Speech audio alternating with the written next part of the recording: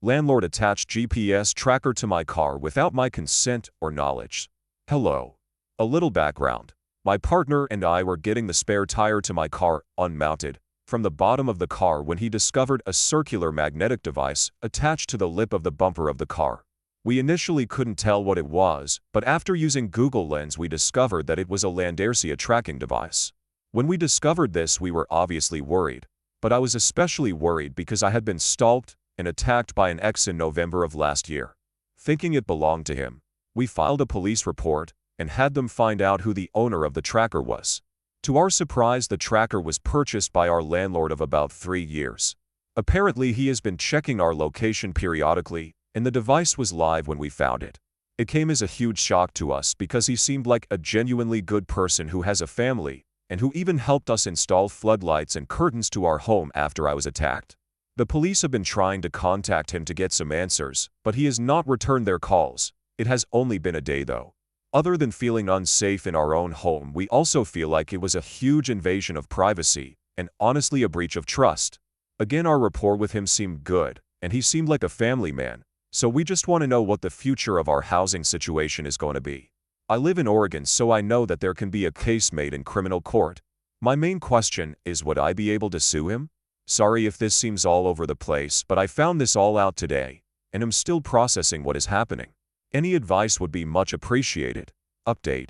Wow, I can't believe it has been almost a year since I posted this. A lot has happened between now and then, and I could write a novel about these updates. But writing is not my strong suit, so I apologize if this update seems relatively brief. It's a long update, but a lot of things happened. So as some commenter guessed, it was my ex who attacked/assaulted me in November of 2022 who attached the GPS tracker to my car. My ex, from what I remember, used Reddit a lot, so I had to wait to give these updates. Did I mention that he was an ex that I haven't talked to in over 8 years?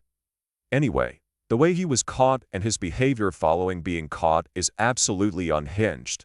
I posted this the day after the cops showed me that the GPS tracker was registered under my landlord's name, but it soon became very clear that my ex had used my landlord's identity to try and cover his tracks, and he almost got away with it.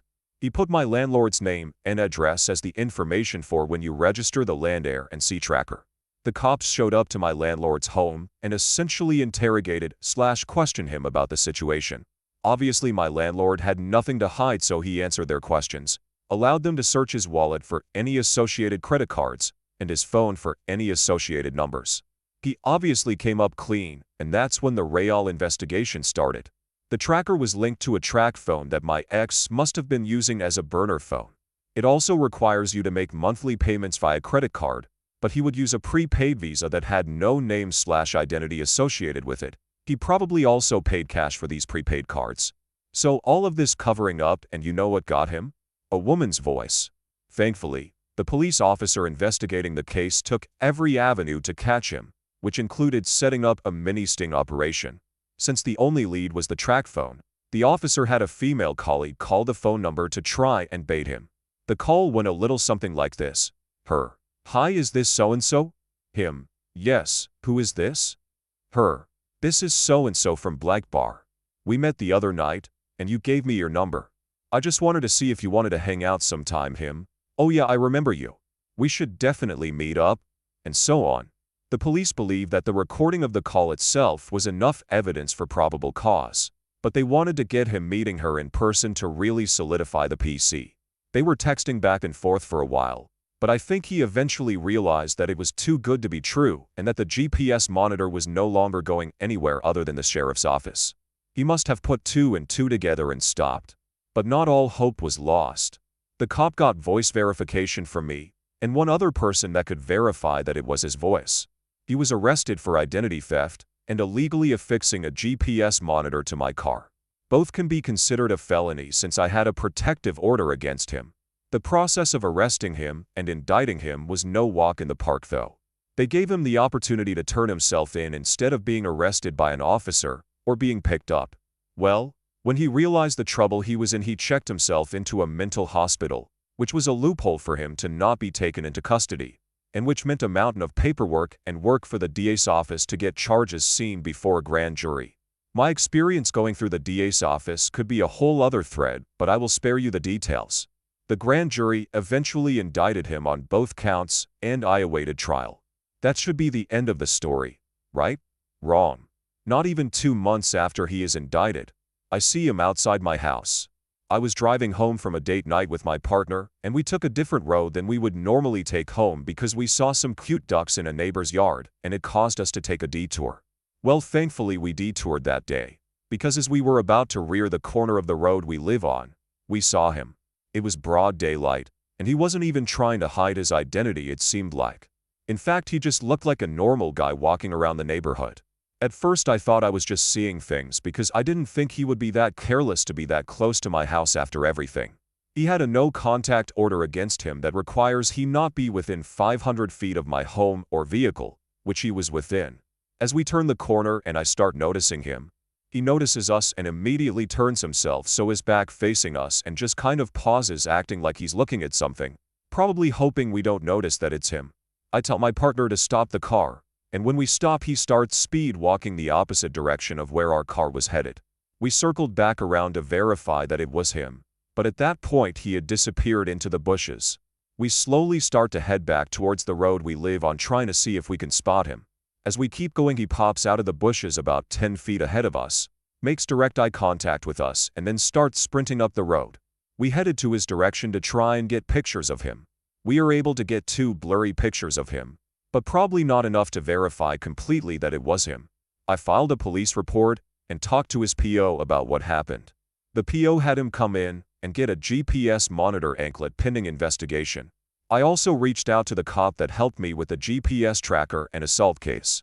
He helped me go to every neighbor's house and ask for video evidence of a creepy stalker ex.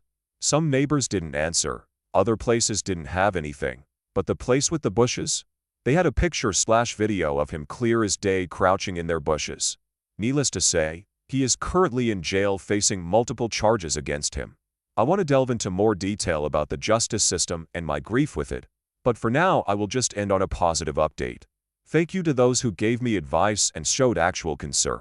To those who commented that this was an ad for Landlord tracking device, piss off. I also want to acknowledge the cop who has been helping me ever since I was first attacked.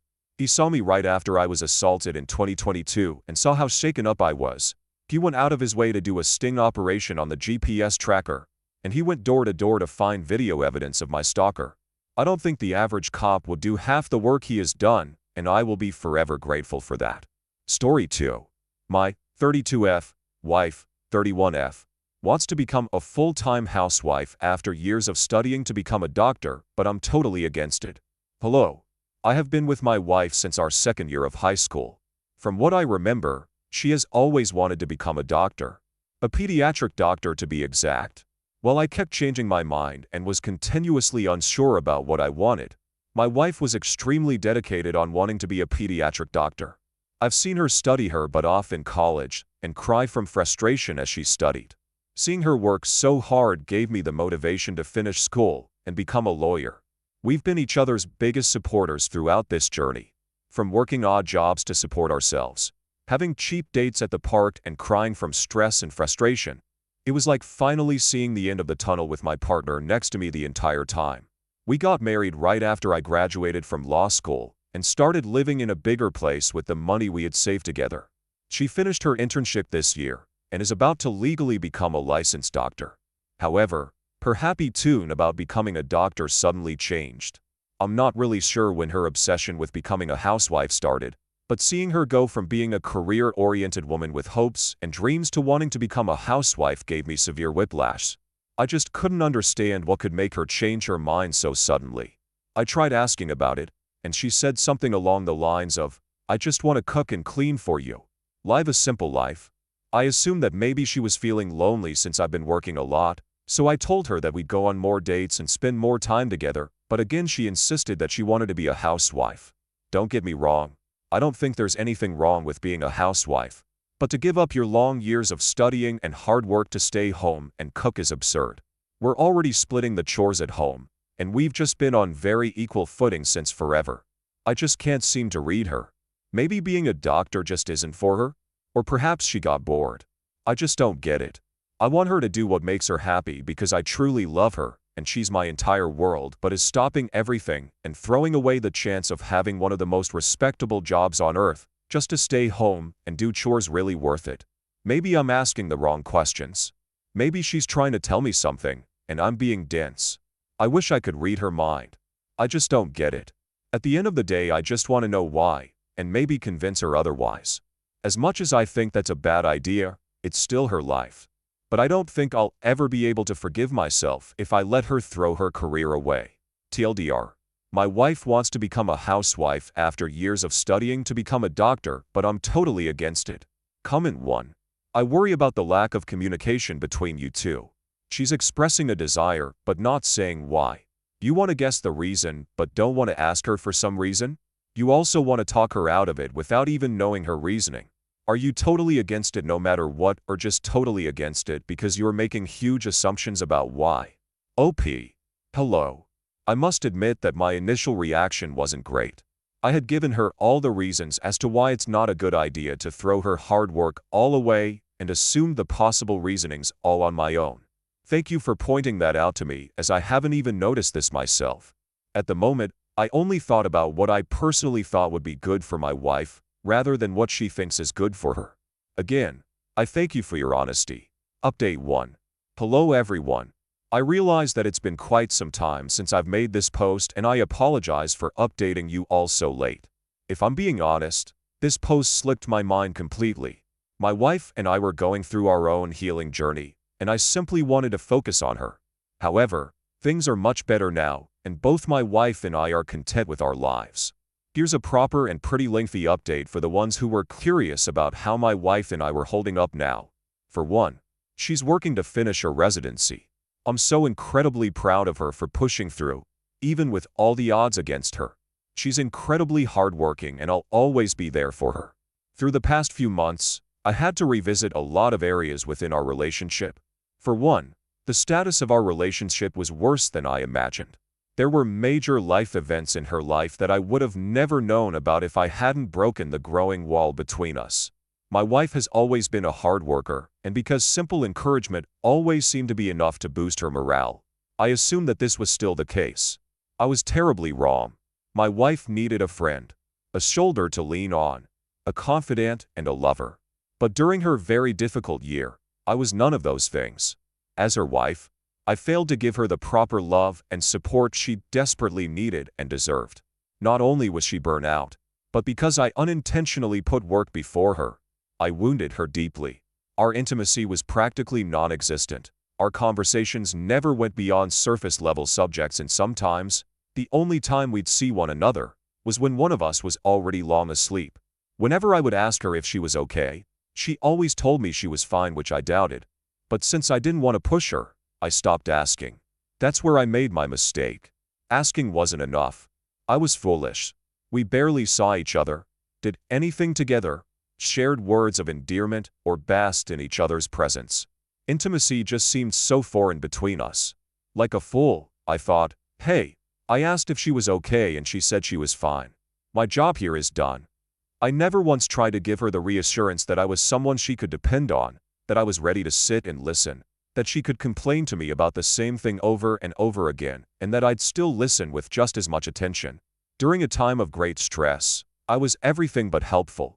The distance between us was growing pretty rapidly, and it's only after her insistence on becoming a housewife that this veil was lifted. Thanks to my initial post, I received a lot of helpful criticism both online and in real life. It took a lot of personal reflection. Initially, I thought applying what I was told would be a piece of cake. But seeing myself struggle to approach her made me realize how much we had truly grown apart. Little things like her hair, the bags under her eyes, or even her choice of clothes all changed. My wife has always been someone who enjoyed dressing up. Pastel colors are her favorite.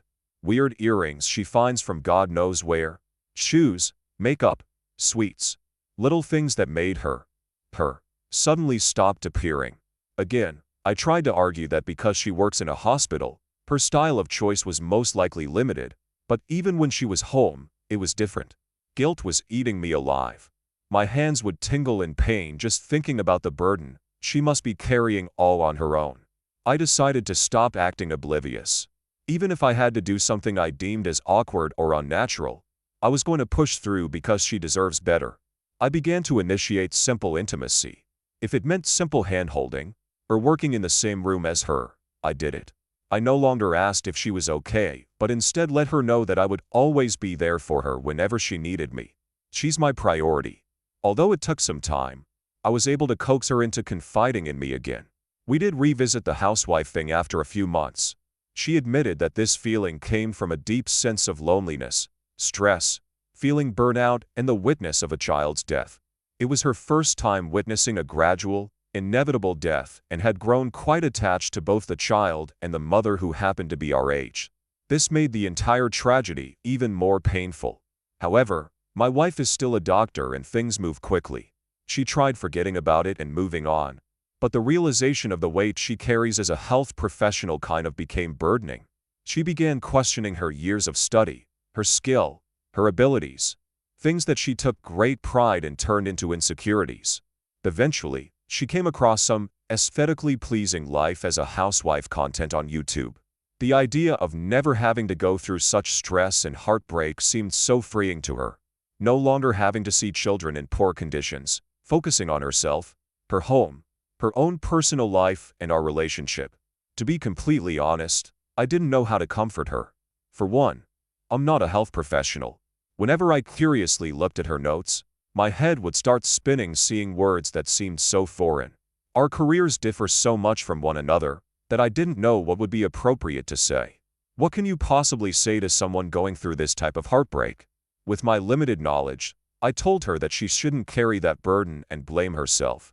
People are quick to run to doctors whenever they get the slightest symptoms because they know that a doctor knows best. You naturally bring comfort, a sense of relief and safety. To me, she is no different than a superhero. The joy she brought to that child stuck with her right until her final moments, and that's something she should be proud of. The child was able to live a little longer and experience so much more joy because of her kindness and expertise.